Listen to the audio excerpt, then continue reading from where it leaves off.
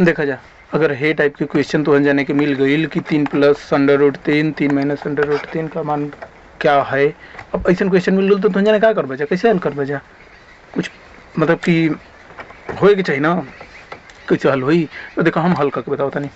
तो इमी का करबा ना, जैसे हम देख ले इंटरनेट पर मास्टर बता वाला वैसे ही अब बताइए। देखा ऐसे लिखबा 3 माइनस अंडर रूट 3 ऐसे लिखबा। अब इमी का करबा ना, 3 के ऊपर छोटा सा 2 लिख दा और माइनस लगा के अंडर रूट 3 के ऊपर छोटा सा ही लिख दा।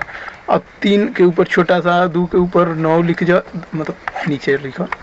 एक जगह पे 9 लिख दो, माइनस रह दा, एक जगह पे 3 रख दो, एक बाद 9 में से 3 घटा दो, ये दोनों की जगह पे 6 लिख दो। ये ऑप्शन सही बात। इंटरनेट पर मास्टर ऐसे ही बतावेला तो सोच लिया बाबू ऐसे ही बता के कोशिश करी। चलो ठीक बा, 1 मिनट में क्वेश्चन हल हो गई, लेकिन अभी देखा है हमने क्वेश्चन के डिटेल्स बताई तो 5-6 मिनट लग सकेला। देखो यही से समझो, पहले हाई लाइन देखो, अरे यार हाई लाइन देखो, हाई लाइन ये हाईलाइट नहीं क्यों पाओ, हाईलाइटर से छोड़ो। तो पहले हाई लाइन देखो, हाई लाइन हे लाइन में हम क्या करनी है शुरुआत में, मतलब हेमी क्या करे के बाद, तो देखो एमी का करे के बाद कि हई सूत्र लिखे के बाद a प्लस बी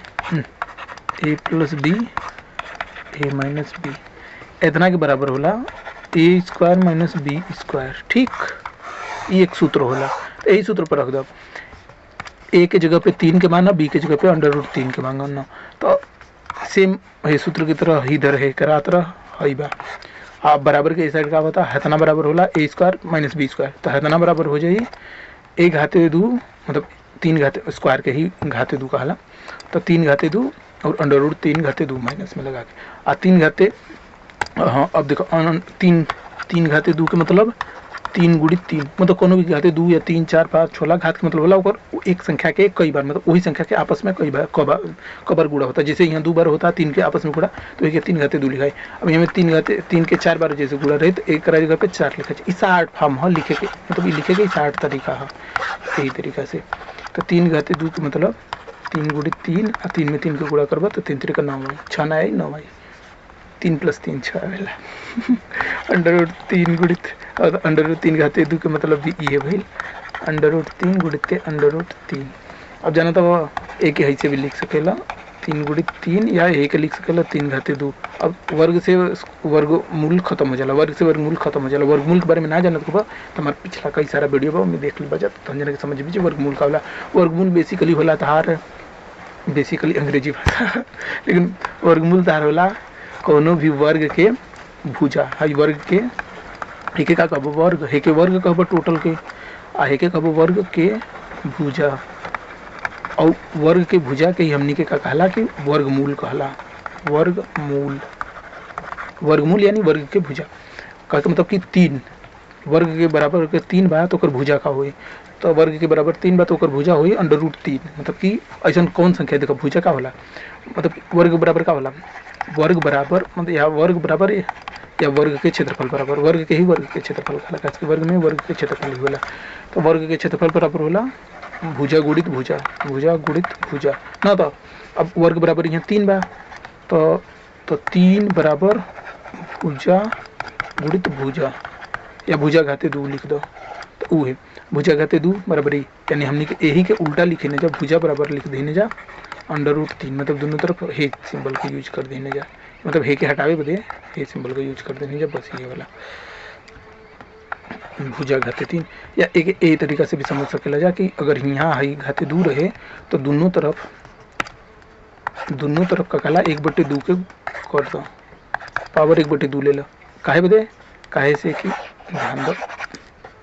एक हिसाब से लिखे छात्र है भुजा पावर 2 इधर का रहे 3 ना, तो एमी का कहला 1/2 के गुणा करबा तो ई का हो जाए और 2 से 2 खत्म हो जाए, इधर के बची भुजा पावर 1 आ पावर 1 के ना लिखल जाला, हियों पावर 1 बा लेकिन नहीं लिखल जाए। हाँ लेकिन इधर एकरा घात में 1/2 के गुणा कर तो इधरों के जो घात रहे उन्हें 1/2 के गुणा करता तो इधर आई 1/2, तो यानी 1/2 और जो 1/2 घात बात ऐसे लिखे में भिन्न उन्हें लिखे में थोड़ा हमने की दिक्कत होला तो यही के हैसियत लिख दिया। आ यहाँ 2 लिख दिया, यहाँ 2 लिखे ना जरूरत होला। यहाँ 1/3 घात में रही, जैसे 3 के पावर 1/3 रही तो एक हाँ यहाँ लिखाई, 1 के बटा में कोनो घात रहला तो के करड़ी लगा के यहाँ लिख दिया, जैसे यहाँ 3 लिख दिया, यहाँ 1/4 मतलब 3 के घाते 1/4 रही तो एक ही जाना तो कैसे लिखा कैसे लिखा लिखे के तरीका है। मतलब ऐसा संख्या चाहिए जो ना कि 2 बार गुणा करो तो 3 आओ। तो अब यहाँ कहा था कि हाँ तो ये बात वर्गमूल समझ के लिए, तो यहाँ 3 को 2 बार गुणा करबा तो वर्ग से वर्गमूल खत्म हो जाए। मतलब करड़ी के एक बार लिख के 3 × 3 लिख दो और 3 × 3 3 के घाते 2 आवेला तो वर्ग से वर्गमूल खत्म हो जाएगा। मतलब कि √3 घाते 2 के मतलब आ गया 3, ठीक तो वह कल गई। अब देखो अब 9 में से 6 3 घटेला पर तो जनते बाबा कोनो भी चीज़ 9 बा, 1 2 3 4 5 6 7 8 9 9 बा, तो उनमें से 3 घटाए का मतलब कि 3 को कम कर, 1 2 3 मान लो 3 को ही कम कर देंगे ना, तो नहीं क्या को बचल 1 2 3 4 5 6 बचल, तो ये 6 आंसर है, वही आंसर है। लेकिन अभी सब कुछ तो बता देनी, घटाना भी बता देनी कि मतलब कि 9 को कौन चीज़ बा, उनमें से 3 कम करा हो गई। √3 का मतलब भी बता देनी कि मतलब कि 3 वर्ग वाला 3 क्षेत्रफल वाला वर्ग बनाबो और ओकर भुजा के लंबाई के ही √3 का है, तो 3 सेंटीमीटर वाला 2 अगर वर्ग बना देबो √3 मान लो 3 सेंटीमीटर वाला यहाँ वर्ग हुई, मतलब यहाँ के भुजा रही यहाँ के भुजा रही, तो वो हिसाब से मतलब कि ओकर आपस में गुणा करबो, मतलब हे भुजा के आपस में गुणा करबो तो 3 के बराबर है ना, कैसे वो तो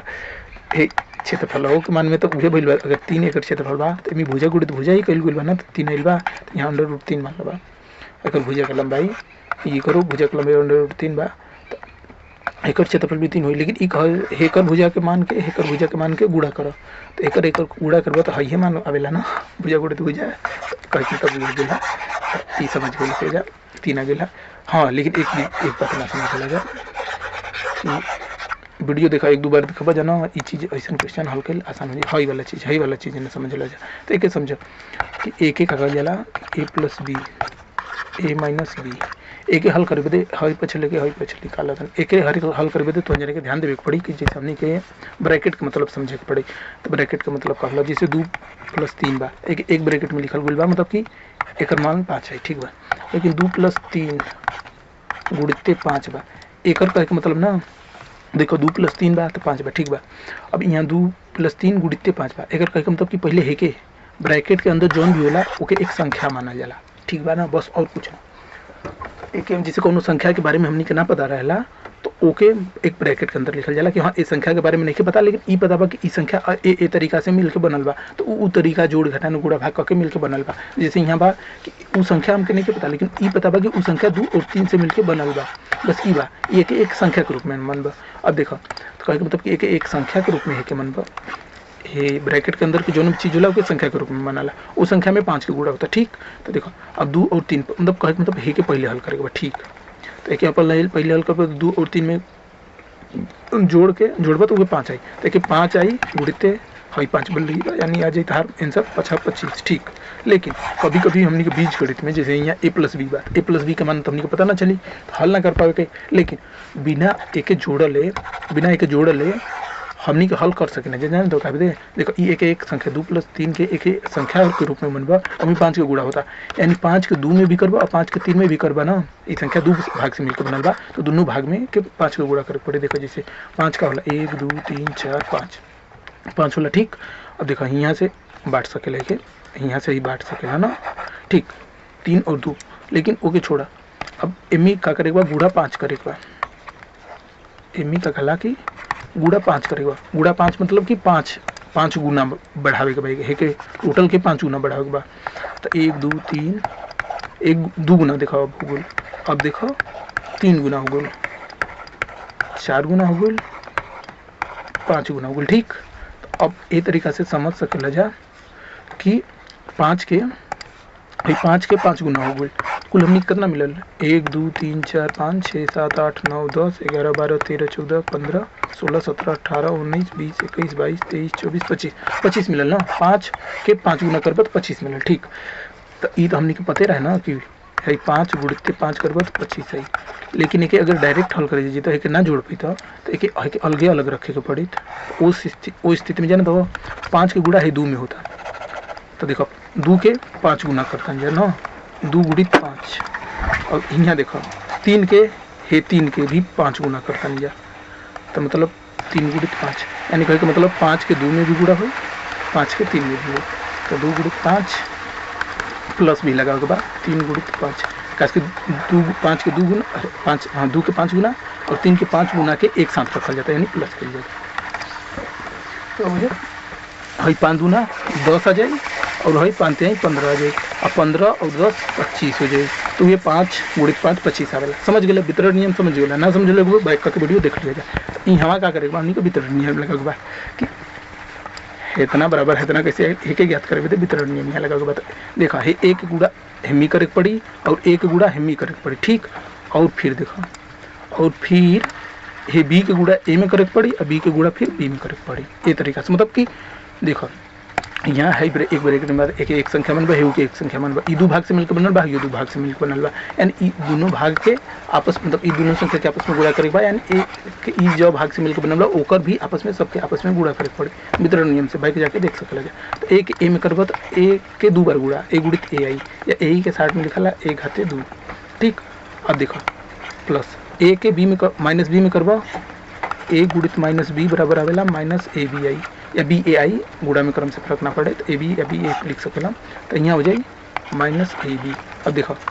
अब ए के गुणा ए में भी हो गए हे बी में भी हो गए, ठीक। अब हे बी के गुणा करो तो हे बी के हेमी करबा तो कितना जी ए और बी ए या ए बी आ जाएगी ना। तो बी ए बी के ए बी लिखता नहीं ए गुणित बी बराबर यहाँ बी गुणित ए रहे बी गुणित ए बराबर बी ए या ए के ए बी कर सकते मतलब 3 गुणित जैसे 3 गुणित 2 या 2 गुणित 3 दोनों आपस में बराबर रही 6 3 के 2 भाग 3 के 2 गुना करो या 2 के 3 गुना करो बराबर होला। और देखो बी के हे बी में करवा तो बी के बी में करवा जा माइनस बी में करवा जा तो बी गुणित माइनस बी आई अरे यार बी गुणित माइनस बी बराबर आई बी माइनस बी गुणित बी या एक ऐसा डायरेक्ट लिख सकलो बी के 2 बार गुणा होता तो बी घाते 2 तो यहाँ लिख दो बी घाते 2। अब देखा minus a b plus a b है खत्म हो जाए तो यहाँ आ जाए a square minus b square. और अब देखो ये सब समझे को वही कि तो जाने कहे कि इतना बराबर इतना होला है सब तो वितरण नियम उल्टा सीधा लगा तो हमके नहीं समझ हो तो सिंपल तरीका से समझ सकेला। जा देखो अगर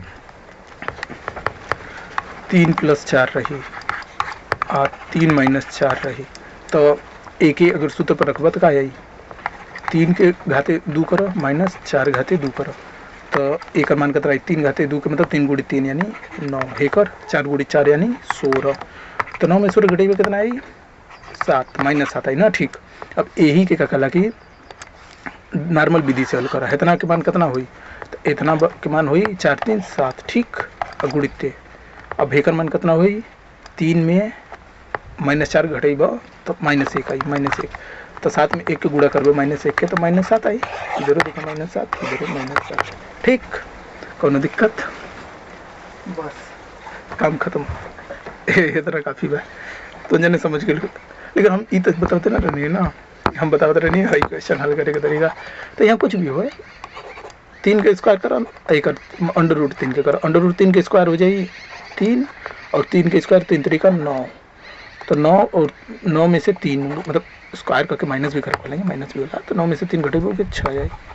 इनमें कन्फ्यूजन ना हो चाहिए।